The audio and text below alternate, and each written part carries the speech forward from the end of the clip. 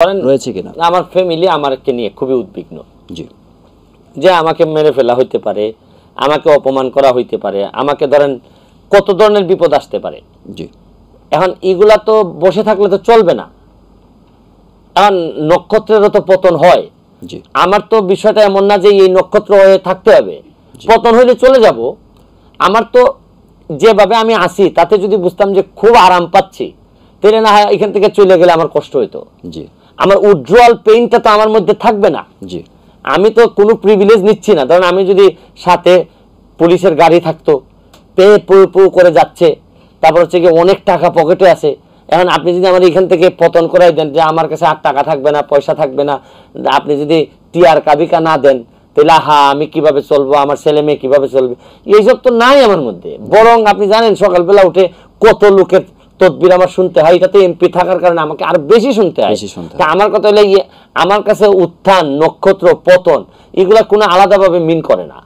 আপনি ব্যক্তিগত পর্যায়ে কোনো হুমকি পেয়েছেন কি? আরে এটা প্রতিদিনই হুমকির মধ্যে থাকি। জি। হুমকি তো আপনি ফিল করলেই হুমকি, আর না করলে কি?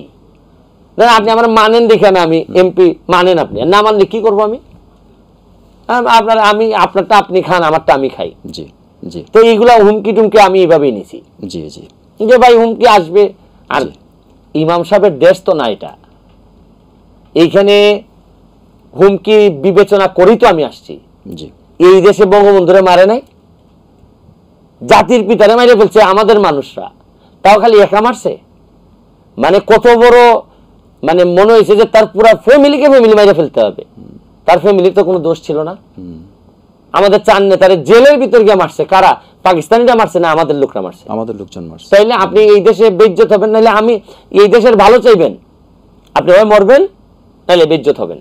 জি। আমি দুইটার জন্য প্রস্তুত। এটার জন্য আমার কাছে ওইটা প্রস্তুতর বিষয়টা এরকম না, এটা একেবারে নর্মাল। জি। আসবেন, যাবেন, পৃথিবী থেকে বিদায় নেবেন। এই যে আমরা লাশ নামাচ্ছি কবরে, জি, যখন আপনি রেগুলার লাশ নামাবেন, আপনার হার্ট শক্ত হইতে থাকবে, আপনার আবেগ শক্ত হইতে থাকবে। আমি এগুলো স্বাভাবিকভাবে মেনে নিছি।